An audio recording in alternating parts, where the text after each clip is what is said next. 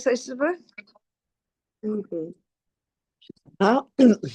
Дария ханым, саламатсыз ба? Қош келдіңіз. Қайырлы таң, құрметті қазақ елі. Армысыздар, менің жақсыларым мен жайсандарым. Бүгінгі уже 19-шы эфирға қош келдіңіздер. Сәрсенбінің сәтті күні. Бүгін де біздің эфиріміздің қонағы ерекше, сондай біз күткен адамдарымыздың бірі. Ол мынау Инкрузес компаниясына халықаралық директор деңгейіне жеткен. Қарапайым бастамадан бастап әлемдік масштабқа шыққан. Қарағанды қаласы бойынша алғашқы топ лидер аталған. Мынау 23 мемлекетте серіктес тапқан адам. Сонымен қатар менің білуімше осы біздің Дария, мынау бізде фокус группа бар ғой, борт тимнің. Сонда қашан нетсем, сол фокус группада ол кісі сондай белсенді қатысып, соның мүшесі болып аталады. Білесіздер ғой, ол жерге 10 адам кіреді. Соның ішінде әрқашан біз Дарияны көреміз. Дарияны әртүрлі сахнадан көрдік, қалаларға шығып жатады. Үлкен еңбекпен келетін нәтиже деп ойлаймын. Сондықтан да бүгінгі қонағымыз ерекше адам, сондай мінезі ашық, керемет, анау дауысы саңғырлап тұрған біздің Дария Қоныспаева, Инкрузес компаниясының халықаралық директоры. Дария ханым, қош келдіңіз. Галия Сабитовна, рахмет. Уақыт тауып келгеніңіз үшін өте қуаныштымыз. Сіздің уақытыңыз қандай шектеулі екенін білеміз. Қайткенмен де уақыт тауып келіп жатқаныңызға Алла разы болсын. Мынау енді ораза айының соңғы 2 күні қалды ғой. Сол Алла тағала өзіңіздің қандай бір ойыңыз болса, сол ниетіңіз бәрі қабыл болсын. Үлкен алғыс айтамын сізге. Ал енді Дария ханым, бастап кетейік. Басында енді әдеттегідей біз қоятын сұрағымыз былай болады. Дария ханым, осы Инкрузес компаниясына қалай келдіңіз? Бірден қабылдап кеттіңіз ба? Оған не түрткі болды? Сол туралы айтып берсеңіз, біз өте риза болар едік. Әрине, рахмет, Галия Сабитовна, қалдарыңыз қалай? Қайырлы таң. Үлкен рахмет. Негізі Галия Сабитовнаның жаңа 19-шы таңғы шуақ эфирі деген айтқан кезде өте таң қалдым. Негізі Галия Сабитовна маған WhatsApp-қа жазған кезде мен Галия Сабитовнаның энергиясына таң қалдым. Сол үшін Галия Сабитовна, энергияңыз көп болсын, денсаулығыңыз мықты болсын. Үлкен армандарға жетіңіз. Окей, Дана Қоблан командасына қайырлы таң. Осындай керемет эфирларыңыз бар екен, керемет инструмент. Жұмыстарыңызға үлкен жетістіктерін берсін. Менің Инкрузесқа келуім ол 2018 жылы маусым айында болды. Айгерім Абукирова борт директорды білесіз ғой. Сол Айгерім маған ол кезде мен жұмыс істеп жүргем. Жұмыста жаңағы түскі ас болады ғой, сол кезде маған Айгерім хабарласады. Біз негізі Айгеріммен көп қатты араласпайтынбыз, тек 1-2 рет ғана вживую дейді ғой, солай көріскенбіз. Кейін былай кішкене араласатынбыз. Сосын маған қарасам, Айгерім маған звондап тұр. Мен ойлаймын, Айгерім маған не үшін звондап тұр деп. Айгерім маған звондайды да, бірақ предложение айтады, бірақ нәрсе айтады. Ол айтады: Дария, сәлем, қалайсың? Давай екеуміз бірге круизға барайық. Мен айтамын, вообще қызық предложение. Айгеріммен күнде араласпаймыз, күнде сөйлеспейміз, жақын дос емеспіз. И ол маған сондай ұсыныспен звондап тұр. Мен ойлаймын, неге сен маған звондап тұрсың десем, сен ағылшын тілін білесің ғой, сенімен как раз круизға бару қызық болады, қиын болмайды, сен ағылшын тілін білесің дейді. Мен ойлап қоямын, қандай қызық вообще этот предложение. Круизға барайық, сен ағылшын тілін білесің ғой дейді. Окей. И сразу мен көз алдымда Әйгерімнің инстаграмы былай көз алдынан өтеді. Так, Әйгерім вообще өзі круизда болды ма деген. Енді барлығымыз сондаймыз ғой, біреуге бір ұсыныс жасаған кезде ол өзі болды ма, өзінде бар ма деген сұрақ болады. Сол кезде мен Әйгерімнің инстаграмын былай көз алдынан өткізсем, Әйгерім круизда болмаған. Бірақ менің өзімнің өмірлік тәжірибемде мен 2 жыл Америкада тұрдым, иә. Инкрузесқа тіркелер алдында, кеуге шығар алдында мен Америкада 2 жыл тұрғам. И сол Америкада тұрған кезде мен круиздік лайнерді өз көзімен көрдім. Майами қаласында, Майамидің портында мен лайнер көргем. И маған Әйгерім звондаған кезде Әйгерімнің круизда болмағаны маған ешқандай жаңағы кері әсерін берген жоқ, себебі мен круиздік лайнерді өз көзіммен уже сол звонокқа дейін көріп қойғам.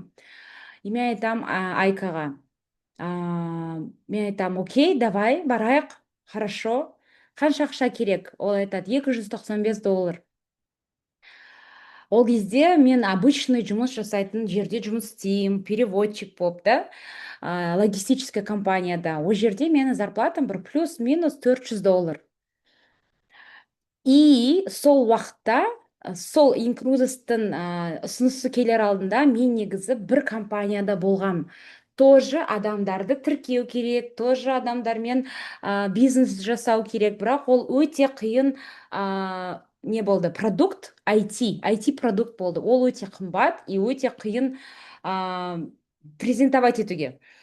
Сол кезде маған сразу прошлый опытым есіме түседі, потому что ол компанияда мен еш нәрсеге вообще даже безоплатник статусы сияқты ранг ашпағам ол жерде. Вообще түк ешқандай не болған жоқ, жетістіктерім болған жоқ, результат ешқандай болған жоқ.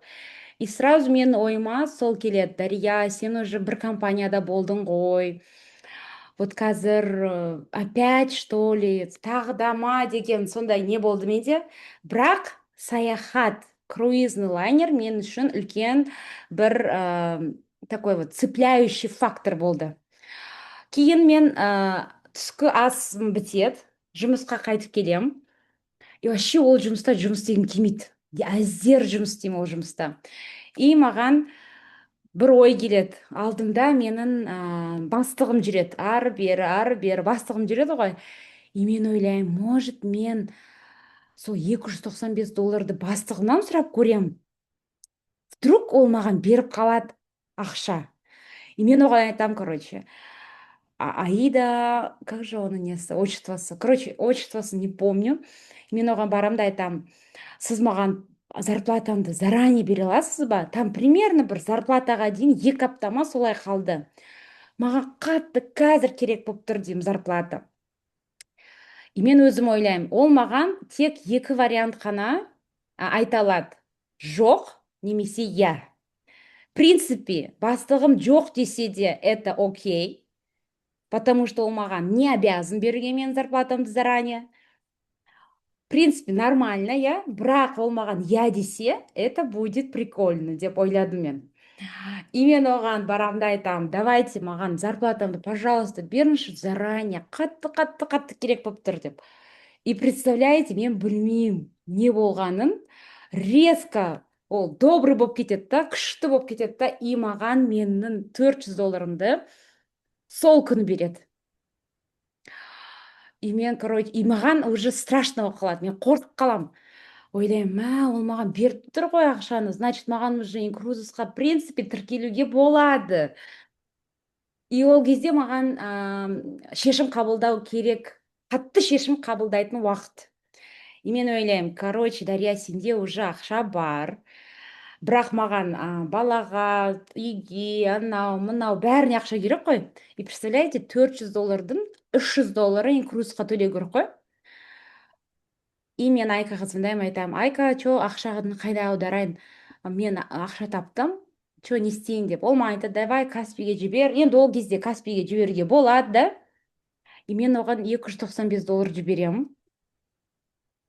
И күтем, қашан ол мені регистрация жасайды. Почему мен ешкімнен сұраған жоқпын там? әке шешемнен күйеуімнен, потому что мен білем, мен олардан сұрасам қазір ақша, мен инкрузға тіркелгім келеді, давайте саяхаттайық, анау мынау, олар маған айтады: Дария, ана жолы сен ана компанияда болдың ғой, пожалуйста, қоя салшы деп айтады маған, правильно же?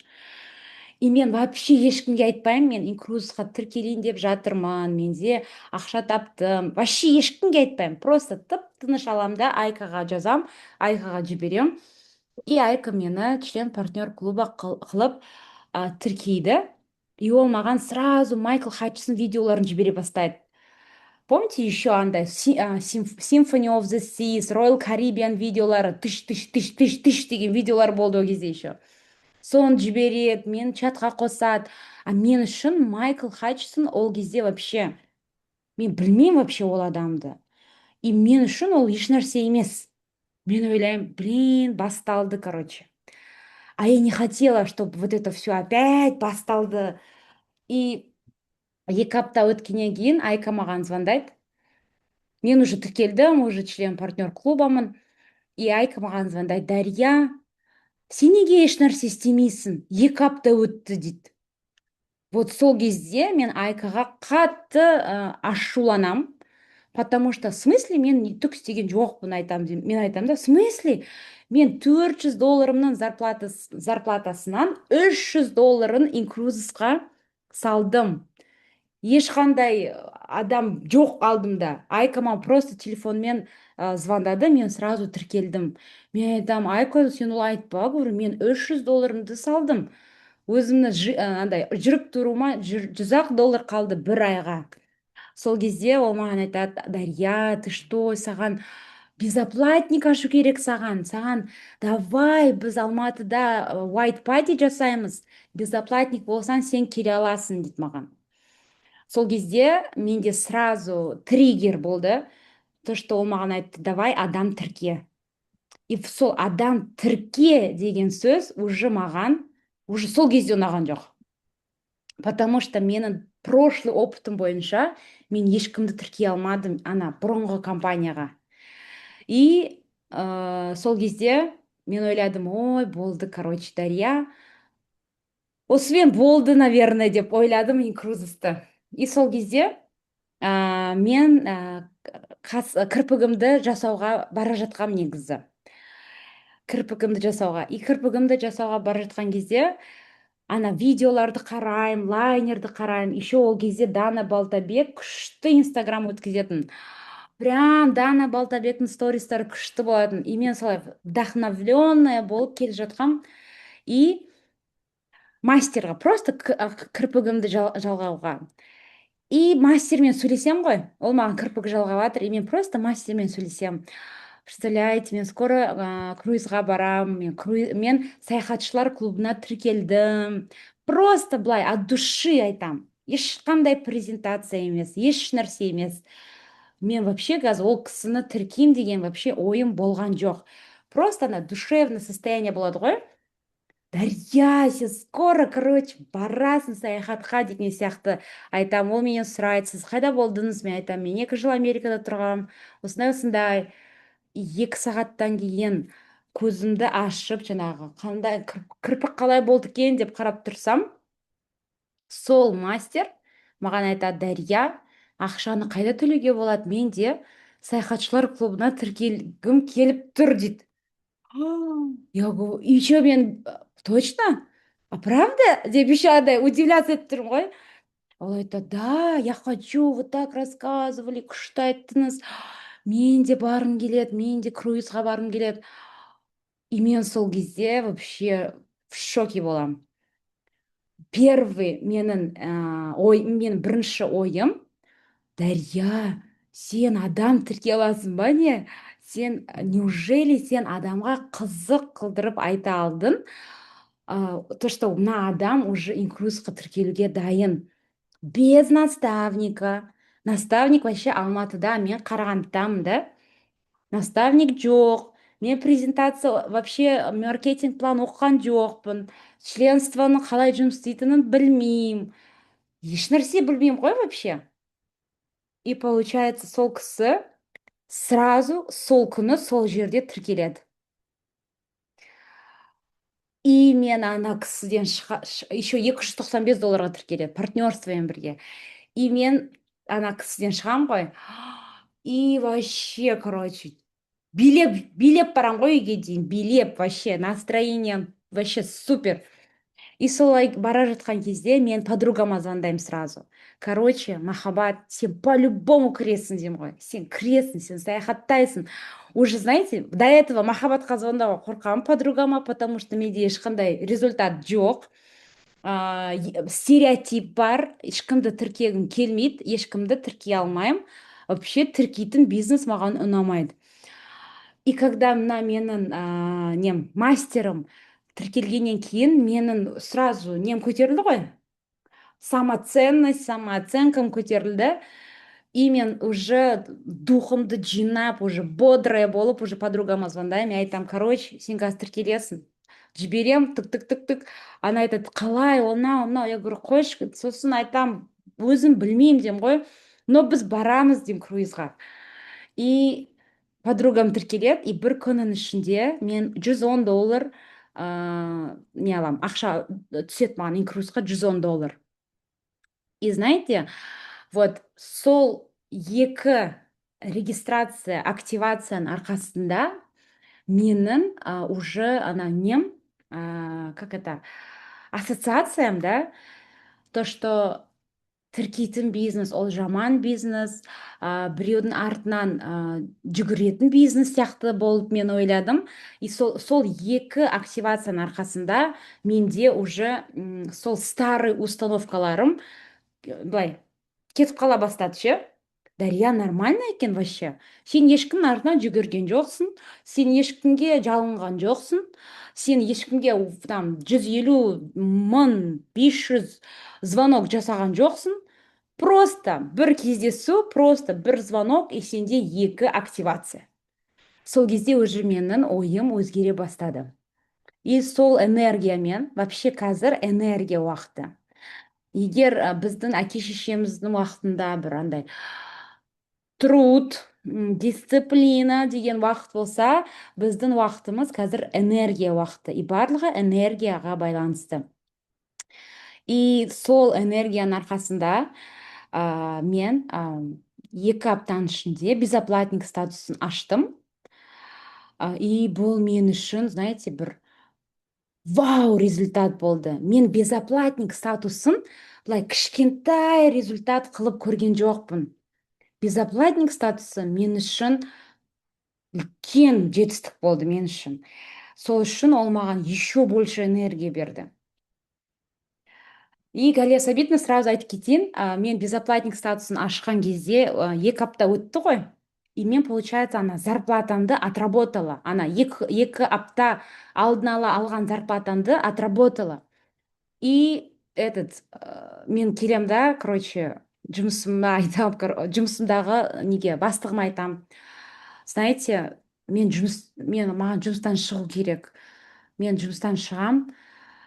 И, короче, ол айтады, ну ладно, ты точно, типа, шығасың? Я говорю, да, все, точно шығам. И представляете, безоплатник статусында мен жұмыстан шығып кетем. Ой, керемет маған күйеуім айтады, сен вообще қақпайсың ба, сен вообще не істеп жүрсің сен деп. Я айтам, ты что, мен уже 5 адам жаздым, мен скоро вообще круиздарға барам без остановки. Я думала, мен бүйтіп ойладым, мен қазір безоплатникпін, значит, мен круизға көп барам, и, значит, мені жұмыстан отпускной бере бермейді. Короче, солай ойладым. И еще андай түсінбеймін ғой, то, что безоплатник это не постоянный доход. Я думала, вау, Дарья, сен безоплатник ашсың, $350 алдың, теперь это постоянно деп ойладым. На самом деле это разовый доход, зато постоянный 200 бонусных баллов. И мен аламда жұмыстан шығып кетем. Августта мен июльда тіркелдім, июльда безоплатник аштым ғой. Августта мен уже жұмыстан шығам, и менің ключевой андай результат берген именно нәрсем, ол мен жұмыстан шығып кеттім безоплатник статусында, и енді үйде не істеймін мен? Отыра беріп, да, и мен, получается, өзіме осындай график айтам. ешкім айтпайды оны маған, өзім просто. Дария, вот сен жұмысқа бардың ғой 10-нан 6-ға дейін, 9-дан 6-ға дейін. Инкрузестің встречаларын точно так же 10-нан 6-ға дейін өткізесің. И мен баламды садикқа апарып тастаймын, потом автобусқа отырамын да, ана 45-й квартал деген бар Қарағандыда. Самый центр, короче, да, где вокзал, там все такое. И 45-ші кварталға барамын да, сол жерде не Макдак деген не бар, фастфуд. Типа Макдональдс, да, на минималках, да. Вот Макдакқа барам. И это самый центр Караганды. Барлығы сол жерден өтеді. И сол жерге отырам сағат 10-нан бастап. И кешкі 5:30-6-ға дейін отырам. И бәрін сол жерге шақырам ғой. Давай, приходи Макдакта, давай, пицца жейміз, бургер жейміз, шай ішеміз деп шақырам. По-любому адамдар кіріп кетеді. И мен таңғы 10-нан кешкі 6, иногда 7, иногда 8-ге дейін нон-стоп, вот я вам честно говорю, нон-стоп презентация өткізем. Вот мен отырам, мен алдында адамдар дing-ding-ding-ding, как будто олар маған собеседованияға келетін сияқты ше. 1, 2, 3, тыш, вот так вот и все проходит. Мен сондағысы 3-ақ бонус айтам. Анау бонус активации, безоплатник и зарплата. Олар маған сұрақ қояды, анау қалай, мынау қалай. Мен айтам, блин, давай завтра кездесейік, мен біліп алам, сосын мен саған айтам деймін ғой. И саппортқа жазам, саппортқа, саппортқа жазам. Саппорт мен лучший другым болды. Любой сұрақты саппорттан сұраймын, айкадан сұраймын. Еще чаттарда, мен чаттарда внимательно отыратынмын, чтобы каждый вопросқа ответ алу үшін. И август, сентябрь, 2 ай нон-стоп презентация. И 30 сентябрьда мен маркетинг директор статусын ашам. Керемет. Мен үшін это было вообще космос. Мен ойладым, все, Дария, сен бордиректорсың деп ойладым уже ол кезде. Еще мен білген жоқпын оны қалай лидерский бонусты қарайтынын. И мен отырмын, дальше презентация, знаете, вообще вот энергия бешеная болды ол кезде. И мен отырмын, дальше активация. И ол кезде 30 адам жасау керек қой, чтобы маркетинг директор ашу үшін. 30 адам $100. То есть бір айда 30 адам, короче, член клуба болу керек. И маған Айка жібереді, скрин. Она же видит менің кабинетімді. Айтады, Дарья, ты открыла маркетинг директора деп? Мен айтам, где? Как? Деп таңғаламын ғой. Ой, это смотри, у тебя уже бонус получен. Я говорю, где? Куда нажимать? Ой. И я нажимаю, смотрю, у меня, менде уже 3000 оборот. И вот оно, секретный ингредиент, секретный ингредиент. Просто таңнан кешке дейін тоқтамай презентация өткізсең, по-любому да дейтін адамдарды табасыз. И в общем, июльда тіркелдім, сентябрьда маркетинг директор аштым. Сөйтіп, Қарағандыдағы бірінші маркетинг директор болдым. Аллаға шүкір. Керемет. Шынымен де ең басты шешім қабылдай білу керек, иә? Сіз шешім қабылдадыңыз, маркетингті дұрыс білмейсіз. Бірақ қандай батылдық керек, кірісіп кету. Енді ең күлкілісі, безоплатник бола сала жұмысыңызды тастап кеткен, енді тіпті керемет. Бірақ сонымен ренжіп ойбай ақшасыз қалдым деп қалған жоқсыз. Қайткенмен де мен оған нәтижеге жетем деп жұмыста отырғандай таңертеңнен кешке дейін отырып нәтижеге бір айда жету деген үлкен батылдық. Шынымен де сосын ол тәртіп деп білемін. Өйткені қазір кіретті, одан кейін ане деп қоя салады. Кәдімгідей қолға алса, міне құпиясы сонда деп білемін. Ал енді, Дария, мына жерде сіз жаңа айтып кеттіңіз. Енді мен білдім басында күйеуім, семьям бәрі қарсы болатынын деп. Ал жалпы сол күйеуіңіз қарсы болды ма? Сол күйеуіңіз қарсы болса, сол күйеуіңіздің қарсы болғанына көніп жарайды енді, сенікі дұрыс деп қоя салмай, сынып қалмай, ары қарай қалай жүрдіңіз? Күйеуіңіз қазір қолдай ма? Қалай болып жатыр ол жағы? Семьяңыз жалпы? А, вообще күшті сұрақ қойдыңыз. Почему? Потому что ең басында ең менің негативщигім өзімнің күйеуім болды. Себебі мен безоплатник ашқан кезде менде бонусный балл 200 ғана ғой. Сіздер білесіздер, Айка 2017 жылы сентябрьде тіркелген. И Айка, короче, алған ғой, андай 9 ай сразу төлеп тастаған счетін $900 қылып, 1800 болды ма, сондай бір нәрсе. И, в общем, Айка айтады маған: Дария, менде көп бонусный балл бар, давай бірге круизға барайық дейді да. Давай менің бонусный балдарыммен круиз алып аламыз. Короче, мен круиз алам, сен екеумізге авиабилет аласың дейді. Мен айтам, давай деймін. Вообще такая безбашенная болдым ше негізі. Сосын ол айтады, давай круиз алайық, давай дейміз. И Айка Алматыда жүріп алады да мені тоже круизға броньдап жібереді. Оказывается, ол 14 күндік круиз сатып алған ғой. Бонусный балдары көп болып. Чивитавекиядан басталады, Royal Caribbean лайнерінде. И ол маған айтады, не, квитанция жібереді: Дария, смотри, вот мен броньдап қойдым, 14 күн боламыз деп. Мен айтам, 14 күн, мама, мен күйеуім қалай жібереді вообще?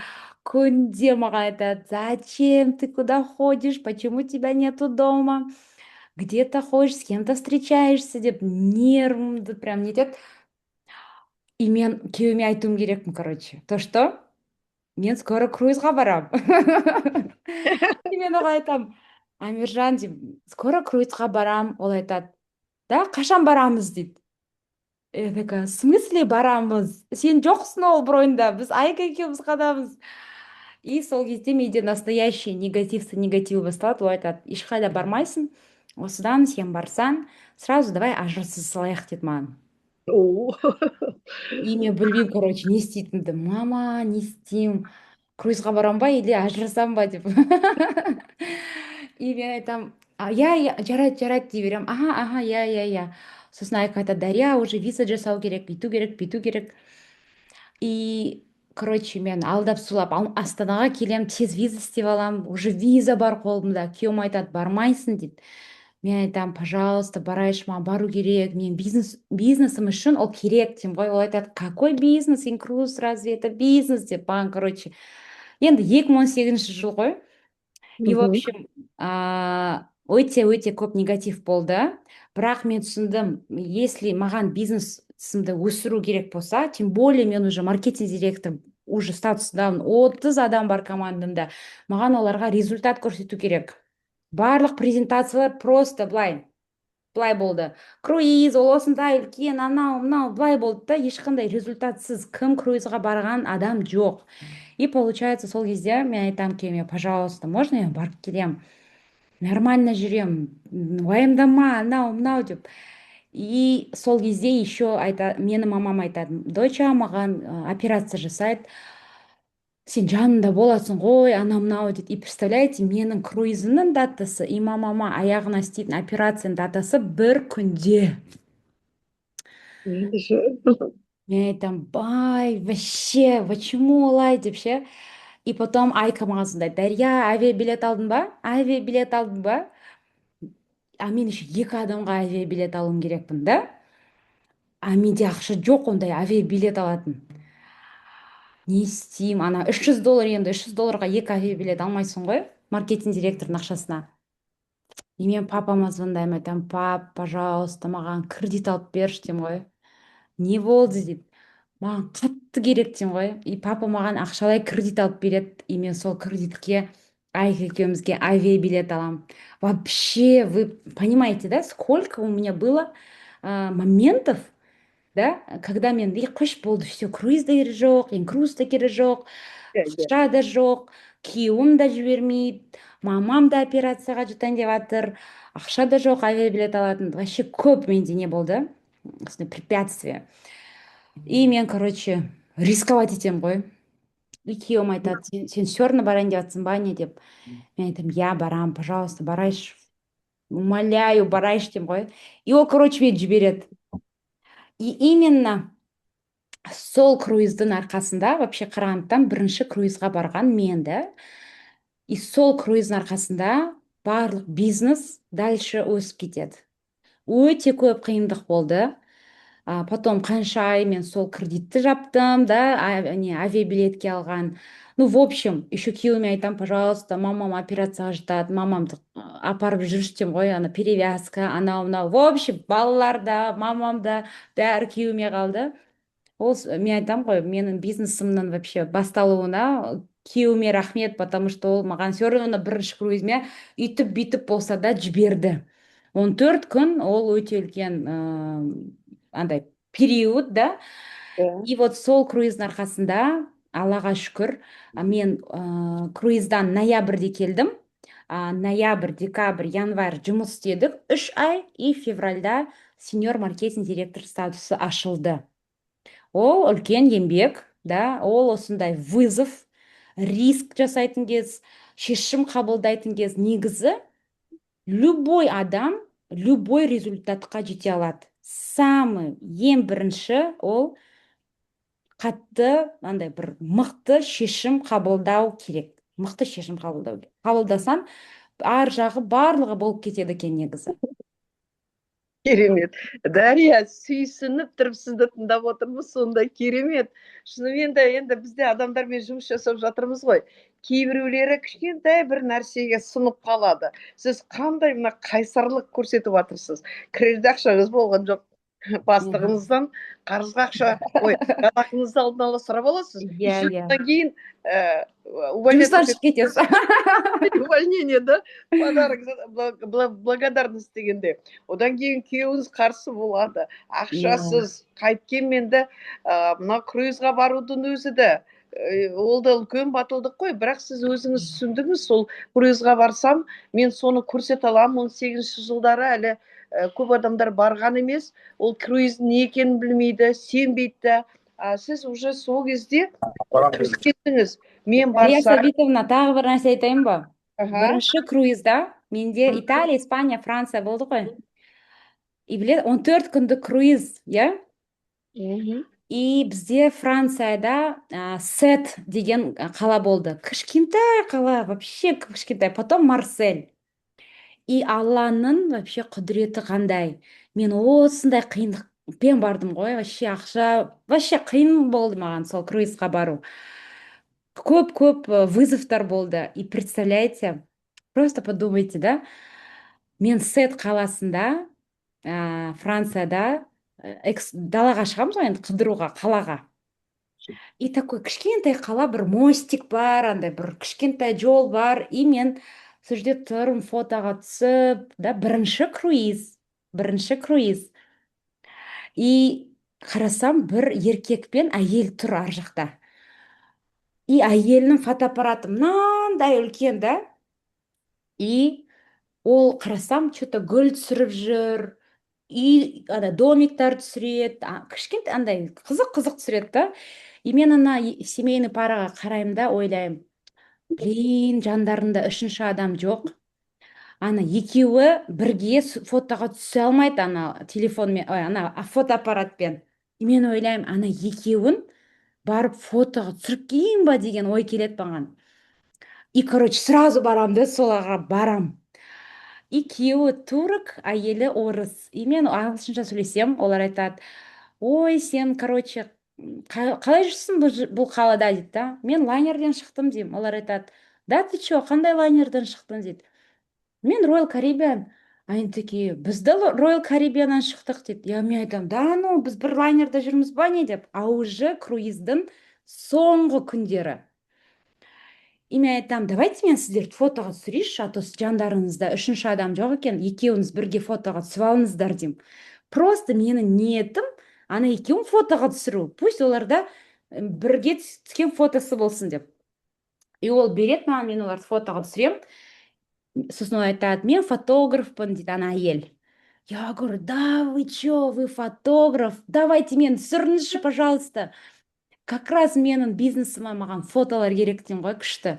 И ол мен түсіреді. И сөйтіп біз сөйлесіп кетеміз. И олар айтады маған, а сен, ол маған айтады, мен вообще таңғалып тұрмын, неге Royal Caribbean'да орысша сөйлейтін адамдар көбейіп кеткен, дейді. мен айтам, а чё сіз қайдан білесіз, сізде нешінші круиз деймін ғой. Ол айтады, менде 11-ші круиз. Ол мен үшін вообще ғой суперзвезда. Мен бірінші круиздамын ғой, а ол 14-ші круизда ма, сондай бір нәрсе. Мен айтам, да вы чё, анау қалай, мынау қалай деп бәрін сұраймын ғой. И ол айтады маған, что за ужас дейді маған ол. Маған лайнерде 20 адам визитка таратты дейді. Какой-то клуб деп. А я такая думаю, да вы чё, говорю, вы что, уже вступили в Incruises? Она говорит, нет, мы сами покупаем, мы уже 14 раз в круизе, я только на Royal Caribbean езжу дейді маған. Мен айтамын, да вы чё, классно. И ана күйеуі айтады, айтшы, кім берді саған визитка дейді. Ол айтады, маған Россия берді, Украина берді, өзбек, қырғыздар берді, қазақтар берді дейді да визитканы. Мен андаймын ғой, саппортпен көп сөйлесем ғой, и мен резко шығып кетеді аузымнан.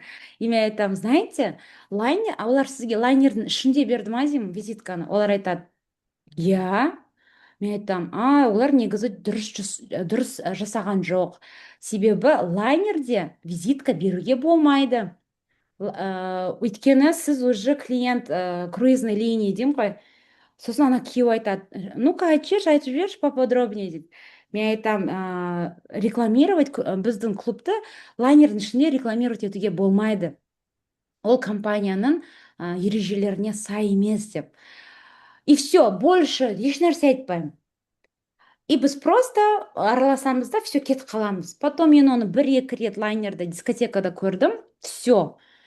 И сол кезде мы обменялись телеграммами. Өйткені ол мені фотоға түсірді ғой, чтобы маған фото жіберу үшін.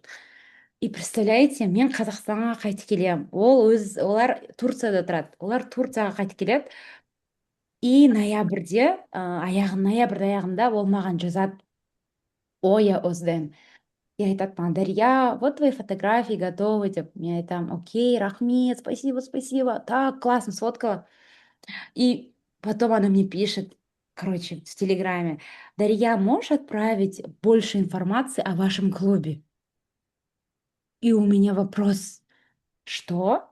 Тебе же 20 человек дали визитку с реферальной ссылкой. Я говорю, у вас же есть визитки, там, говорю, написано. Еще такая наивная, да? И она мне говорит, мой муж сказал, говорит, если ты будешь регистрироваться в этот клуб, то только к этой девочке, типа. Представляете? И ол алады да Турциядан менде партнер тіркеледі. Представляете? Это Алланың бере салғаны ғой, да? Аллаға шүкір. Да. И менің круизға барған проблемаларым барлығы, короче, да, того стоит. Потому что сол менің партнерым қазір региональный директор. Мен айтам, Алла берем десе, даже Франциядан да бере салады екен. Тамаша. Анау қазақтар айтады ғой, бақ шабама, бап шабама деп. Жұрттар баптап өз визиткаларын беріп жүргенде сіз басқаша тіл табысып, өзіңізге жақындатып алып ол адамдарды, одан кейін өздері ақ сізден сол реферальный ссылканы сұрап алды. Қандай керемет. Енді әлі де ол сұрақ қойғым келіп отыр. Бірақ қайткенмен де жаңағы күйеуіңіз туралы аяғына дейін естігім келіп тұр. Сол күйеуіңіз қай сәтте енді ол кісі қабылдамады, жібергісі келмеді, бұл компанияға сенбеді. Қай моментте ол кісі сынды, қай моментте көнді. Қазір ол осы компанияға көзқарасы қандай? Ол кісі сізбен бірге кірді ме, сізге қолдау жасай ма, әлде ол өзімен өзі, сіз өзіңізбен өзіңіз жұмыс жасап жатсыздар ма? Ол кісі, хочешь не хочешь, менің 5-ші член клубым болды. Потому что маған безоплатник болу керек болды. 4 адам тіркедім, 5-шісі күйеуім болды. Енді бәрінде принципе сондай, иә? И ол вообще жақтыртпады Incruises'ті басында. Но пандемия басталған кезде, вообще менің күйеуімде ночной клуб болған Қарағандыда. Юго-Востокта бізде Амиржан өзі ночной клуб ұстаған. И нормально как-то жүреді ше, нормально бизнес бар, ночной клуб, все такое. И пандемия басталған кезде оның ночной клубы жабылды. Дұрыс па? М, Мен ол кезде сеньор маркетинг директор статусындамын. Енді, конечно, барлығы төлеген жоқ қой, не, членский взносты. Мен маркетинг директор статусын подтверждать етіп жүрдім. Каждый ай мен маркетинг директордың лидерский бонусын алдым.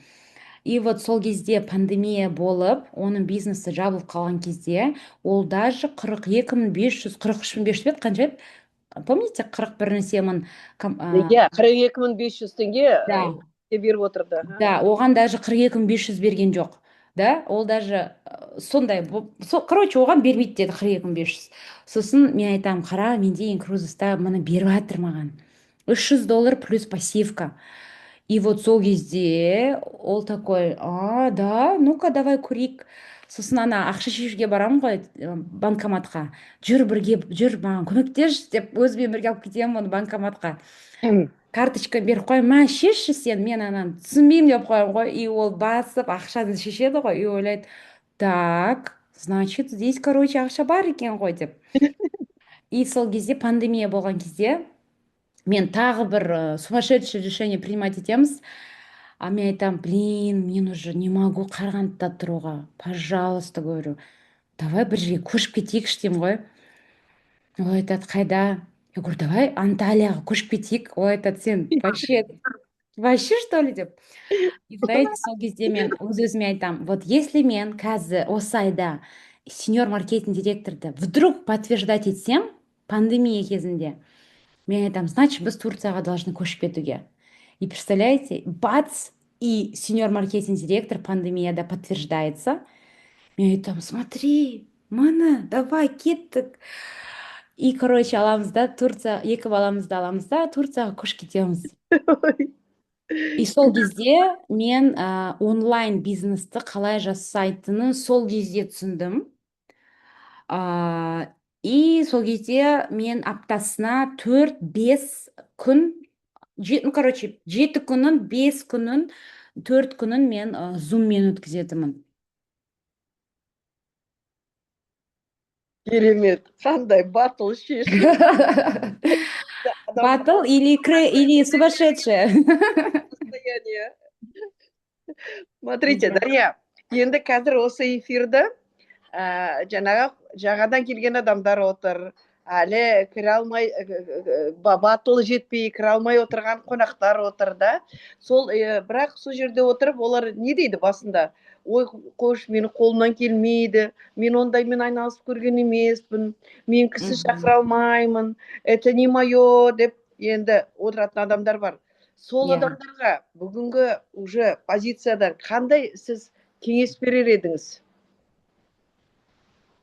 Кеңестің алдында мен андай бір түсінік бергім келіп тұр да. Көп адам қорқады кіруге. Мен айтамын, неменесің қорқасың? Партнерство $95, я?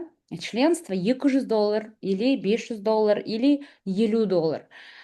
Бірақ ешқандай бизнесті $95 сен жасай алмайсың. Ешқандай бизнес аша алмайсың да, бастап кете алмайсың. Даже бизнес Китаянда бастай алмайсың. $95 ешқандай бизнес келмейді. И осындай международный компанияда в сфере туризма, где круиз бар, отель бар, курорт бар, экскурсиялар бар, бәрі бар, осындай бизнесқа сенің $95 мен 50 мың теңгеге осындай мүмкіндік бар. Сондай мүмкіндік беріп тұрған кезде, оны алып, жасап көру керек. По-любому. Потому что, мысалы, мен де жұмыс істеп жүрген кезде ойлайтын, блин, бизнес ашсам екен, не ашсам болады екен, не істесем екен деп ше. Но ешқандай бизнеске ақша жетпейді. Ақша как бы не что жетпейді, жоқ ол даже бизнес бастау үшін. И получается, осындай кішкентай суммамен сіз ақша табатын, саяхатқа тегін бара алатын мүмкіндік аласыз.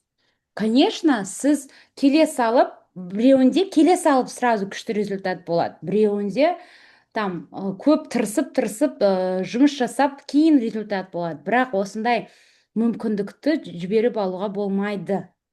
Үйрену керек, бару керек, қатысу керек, кездесу өткізу керек, по-любому. Оны сіз тоже басқа жерде істейсіз. Просто жұмыс істеп жүрген кезде сіздің зарплатаңыз плюс-минус 500 мың теңге, может быть больше, білмеймін.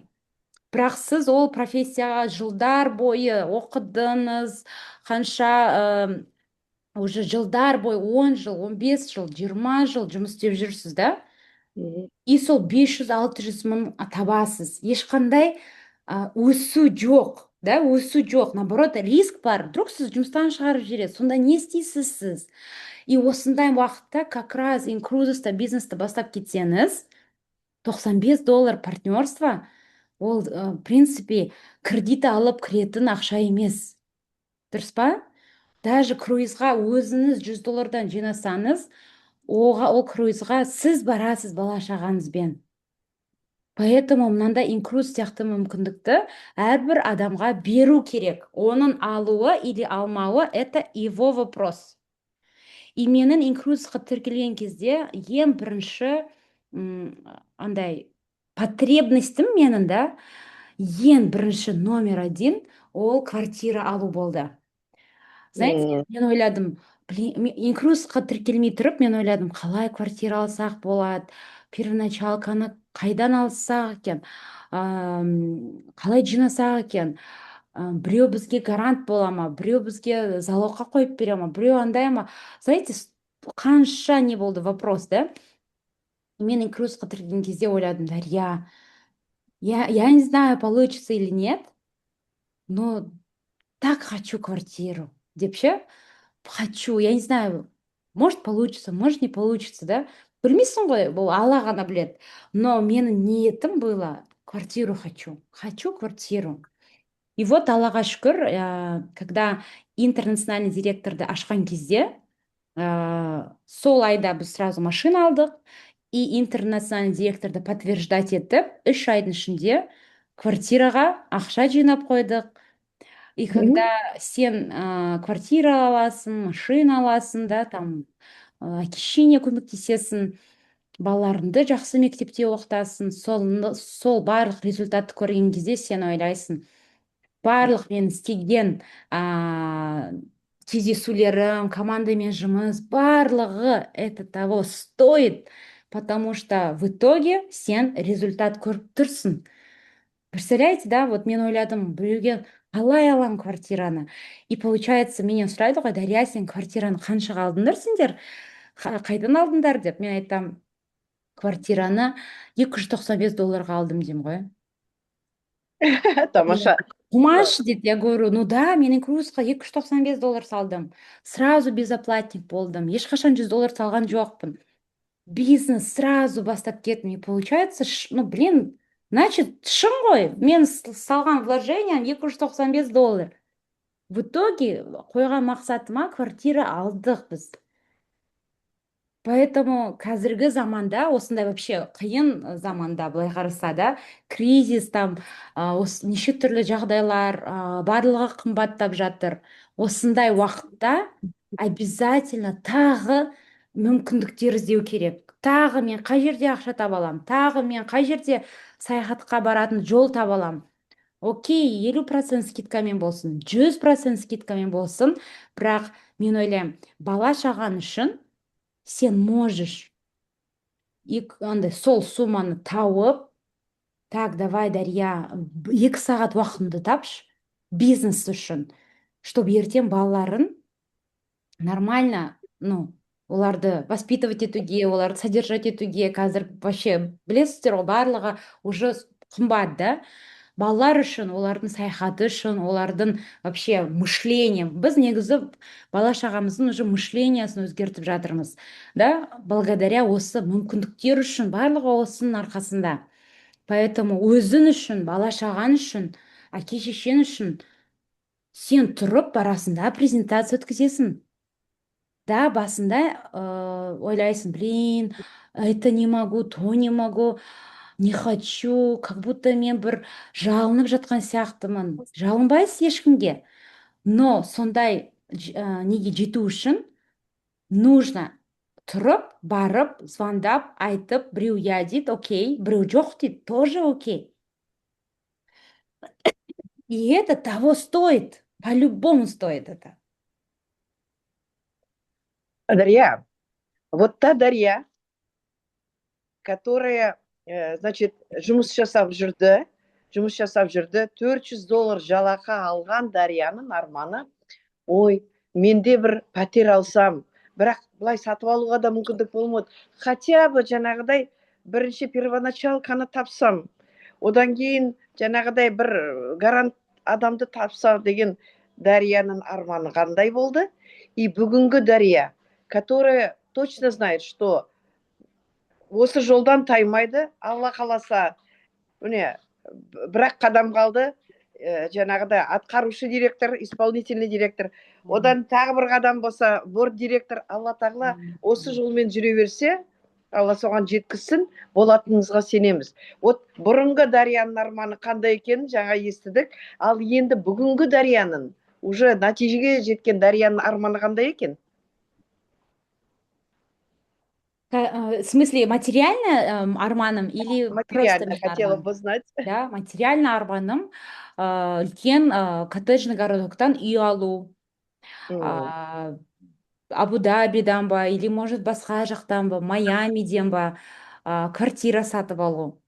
Япониядан тоже хочу квартира, да, то есть вот уже вот мен Қарағандыда 2 комната квартира алсам ба, 1 комната, Майқұдықтан 1 комната алсам ба деген арманым, представляете, қазір ана Япония, Майамиға уже ауысып кетті, представляете? Это Вот так все, вот.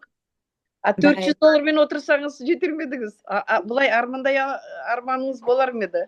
жоқ, егер мен бұрынғы жерінде жұмыс істей берсем, егер мен бұрынғы адамдармен араласа берсем, былай инкрузесқа ой деп қарап тұрсам, во-первых, менің мышлением өте төмен болушы еді, өте төмен. Өмірге бір ренжіп, неге алла тағала мені маған бермейді? Вот ол Қазақстанның президенті виноват, ол мынау виноват, ол анау виноват деп сөйтіп отырушы едім мен.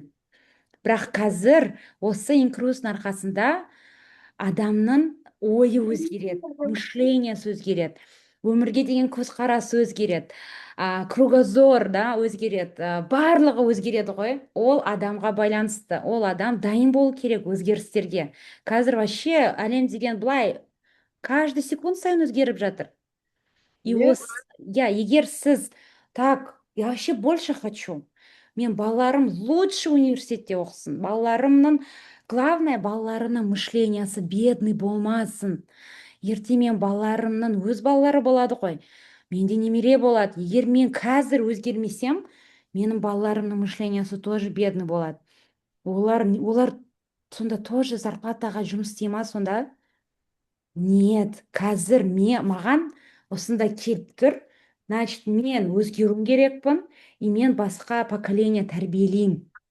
Дария, почему бұл мүмкіндік маған келіп тұр, а басқа адамға емес? Значит, менің қолымнан келеді. Тұр да бар, адамдармен сөйлес, айт, оқы, тренингқа қатыс, саммитке бар, BBS-ке бар, топ-лидерлермен аралас, бір нәрсе істе, бірақ отырма, өйткені уақыт деген былай өте шығады. Мен инкрузға тіркелгеніме уже 7,5 жыл болды. Аллаға шүкір. Сол үшін армандар, конечно, өзгеріп кеткен. Бұл барлығы, во-первых, өзгеріске дайын болған кезде, и сен әрекет жасаған кезде, и сен уже адам окружение дейді ғой, қай ортада сен жүресің, вообще көп тоже нәрсе байланысты. И инкрузес ол бизнес негізі әр адамның бизнесі. Инкрузеске сіз мысалы қазір адамдар бар, гостьтар бар ма бұл жерде, қонақтар? Получается, қонақтар ойлайды, мен істеймін, там по минималке. Бірақ сіз по максималке істеуіңіз керексіз. Неге? Өйткені инкрузестағы бизнес это 100% ваш бизнес. Бұл бизнеске не сіздің вышестоящий наставнигіңіз ответственный емес, немесе сіздің астыңыздағы, сіздің командаңыздағы партнерларын ответственный емес. Бұл 100% сіздің бизнесіңіз. Қалай сіз оны жүргізесіз, қалай сіз оны қабылдайсыз, қалай сіз оны жаңағы каждый нәрсеңіз бұл тек сізге байланысты. И когда сіз инкрузисқа так, это менің бизнесім. Маған бұл бизнеске, ой, что там, $295 ғана төлегем, ештеңе етпейді, кисе кие салсын деп, олай нельзя относиться. Бұл бизнеске как будто сіз бір $500 000 салып қойып, я не знаю, сондай бір үлкен сумма салып қойған сияқты қарасаңыз, сіздің действияңыз, әрекетіңіз де басқа болады. Тамаша, тамаша. Жаңа жалаққа қарап отырсам, қалай болар едіңіз, болар едім деп отырсыз ғой. Мне бір фильм болып еді ғой, чтоб ты жил на одну зарплату деп, сон снится ему. Сол есіме түсіп кетті кәдімгідей. Бізде енді қызметте болдық, үлкен жалақылар алдық. Сол кезде енді мықты жалақы совет енді менің уақытымда мысалы 800 000 миллиондай жалақы алып отырдым да, но қазір салыстырма түрде қарап отырсам, инкрузиста мүмкіндік тіпті керемет мол, иә. Ең басты алатынымыз еркіндік емес пе? Еркіндік, уақыт. Мы, значит, временем управляем сами, иә. Уақыт өзімізге тәуелді. Енді міне жаңағыдай бір адамдар болады, бір әдемі фраза болды ғой, осы инкрузис бар адамдар үшін арналады, бірақ бар адам инкрузисқа сай келмейді деп, иә. Инкрузис для всех, но не все для инкрузис деген сөз бар еді ғой, иә. Шынымен де қарап отырсақ, кей адамдар бір нәрсені тауып алады, ой, сөйтіп қапты, бүйтіп қапты дейді. Міне программаларымызда жыл сайын өзгереді. Ол да дұрыс. Бір нәрсе қатып қалған, дамып жатқан нәрсе әрқашанда бір өзгерістерге ұшырап жатады. Мысалы, міне қолымызда телефон ұстап отырмын, міне iPhone да. Ол қандай iPhone болды? 4-ші, 3C болды, 3S, 5, 5S, сөйтіп өзгеріп, міне қазір 17-ші, 18-ші шығайын деп жатыр, иә? Сол сияқты бұл жерде біз оған қарамаймыз ғой, өйткені каждый өткен сайын өзгерістер болып жатады. Бізде де инкрузисті да дамып жатқан компания болғасын осындай өзгерістер болды. Бірінші программа болды, екінші болды, үшінші болды. Міне кеше ғана 3X деген бағдарлама шықты, иә. Оны да көбінесе адамдар дұрыс қабылдады. Бірақ все равно әр жерде бір-екі адам табылады, что мой ютуб кетті, неге өзгере береді, тұрақты тұрмай ма, бұл компания деген не, почему ол жаңағы условиясын қайта-қайта өзгертіп жатады деп, соның мәнін түсіне алмайтын адамдар болады. Мысалы, мен болса кеше тыңдағанда көптеген нәрсені өзіме плюс ретінде алдым. Мен оны көріп тұрмын. Мен қазір бір ғана енді мүмкін солай болса дұрыс болар еді ғой деп ойлап көріп едім. Бірақ соның өзінде, мысалы, көп адамдар мынау 22 айда отырып, енді 23-24 айды күтіп отырған, сәл ғана 21, 22, 23, енді майда, үйінде шығамыз деп отырған адамдар 24 айға жаңағыдай іліге алмай қалды деп, солар ғана айта алады. Оның өзінде де ондай адамдар аз. Зато бүкіл инкрузис отбасы үшін қандай мүмкіндік жасап жатыр. Жаңа бағдарламамен жаңа мүмкіндіктер келді. Бірақ оны мен айтпай, мен сізден тыңдағымыз келеді. Сіз қандай, қысқаша айтсаңыз ғана, поверхності, қысқаша ғана, қандай сіз өзіңізге сондай плюс таптыңыз жаңа бағдарламадан? Жаңа бағдарлама 3X вообще намного лучше. Күшті. Просто оны адамдар, қабылдамай жатқан адамдар сразу түсінбейді да, потому что прям жақсылап оны оқу керек та, и түсіну керек. Қараңыз, мысалы, менің бір туысқаным безоплатный член клуба. И оның командасында бір 6-7 адам бар, член клуба бәрі. И оларда 24 платежа уже баяғыда болып кеткен. Олар уже 2-3 круиз жасап тастаған, барлығы 24 платежамен. И олар айтады маған: Дарья, а чё 30 июньнан кейін біз уже полностью бонусный балға ала алмаймыз ба дейді да. Олар солай уже үйреніп қалған ғой. Мен айтамын: ну все, ала алмайсыздар, енді 30 июньнан бастап конвертация 2 к 1 болмайды, и сіздер круизді 50-50 аласыздар. Олар айтады: блин, мен еще ар жаққа барғым келеді, мына жақ, мен уже отельге барғым келмейді, только круизға барғым келеді. И мен оларды соған дайындап жүргем. Короче, дайындалыңдар, скоро сендер круизді 50-50 аласыңдар деп. И солар маған жазады ғой: Дарья, а чё теперь біз постоянно можем бонусный балға саяхаттауға? Я говорю: представляете, енді новый обновленный членствомен сіздер круизға постоянно бонусный балға круиздарыңызды сатып аласыз. То есть клубтың философиясы қандай? Клуб постоянных путешественников. Мен 2018 жылы тіркелдім. Менде 2018 жылы менен кейін менің командаға тіркелген член клубалар бар. Олар просто безоплатник мысалы, или просто член клуба. И олар вообще күшті жазып жатыр ғой, айтады: күшті, супер, енді біз постоянно, вообще неважно сен 20 айсың ба клубта, или 10 айсың ба, или 5 ай член клубасың ба, вообще қанша срогыңыз членства қандай, ол ешқандай не бермейді. Просто бонусный балдарыңыз жетіп тұр ма, аласыз да 1 к 1,5 қыласыз да круизді, тек қана бонусный балға сатып аласыз.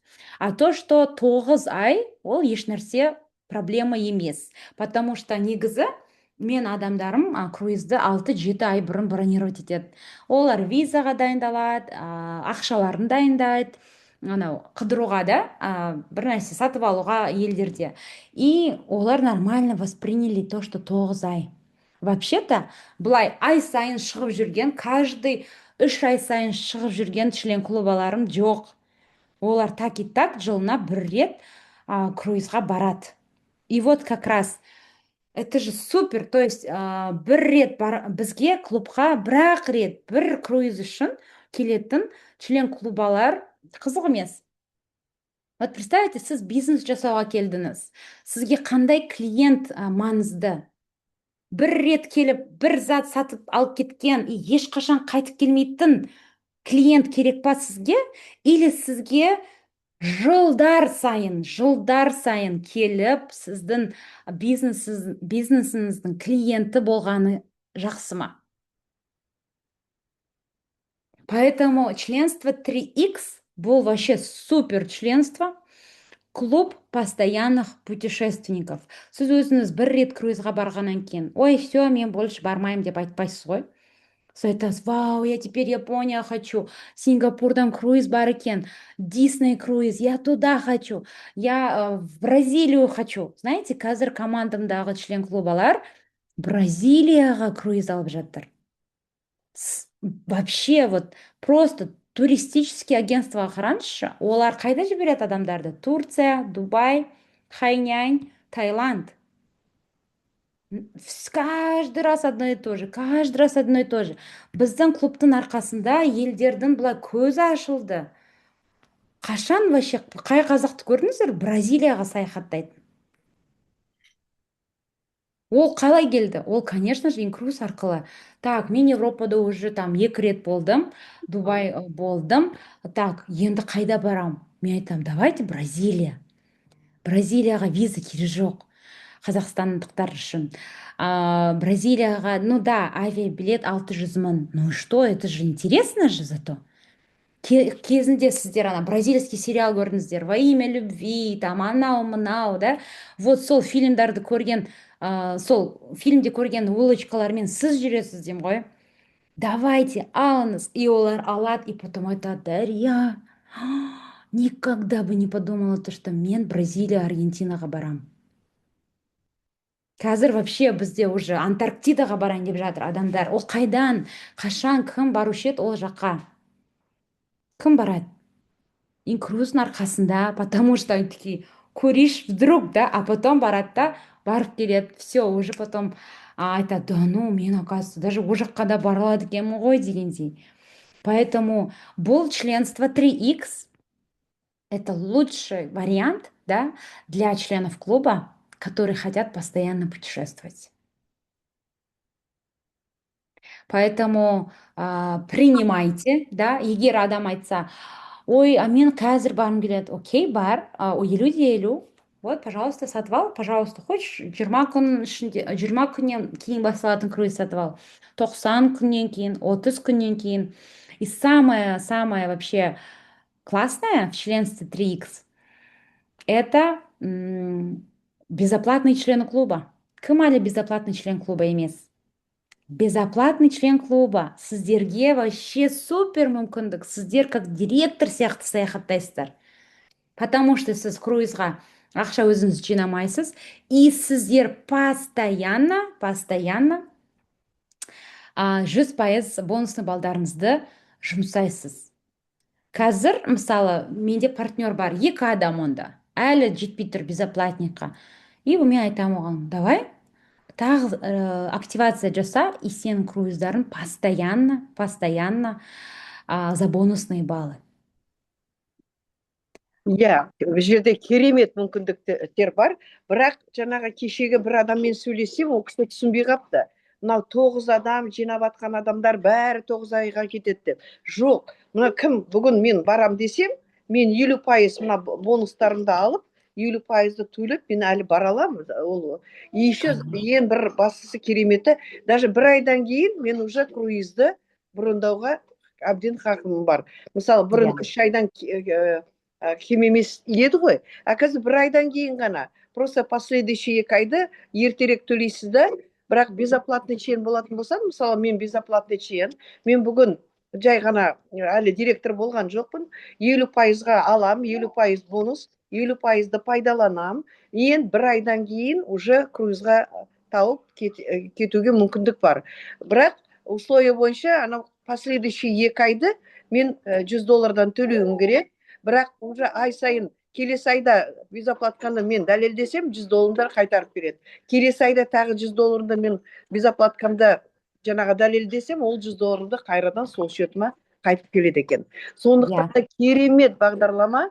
Мен қарап отырсам, бұл жерде нағыз өсетінде, оны ой, олай емес екен, бұлай қалай болады дегенше, бірден қабылдаңыздар да, бірден түгел мүмкіндіктерімнен пайдаланып кетіңіздер. Мен сондай сіздерге ұсыныс жасар едім. Мынадай бағдарлама маған өте ұнады. Сондықтан да давайте баршаларыңызға нәтиже берейік, нәтижеге жетейік. Уже 1 сағат деген уақытымыз уже 1 сағат 15 минутқа кетіпті. Сондықтан да уақытты тиімді пайдаланайық.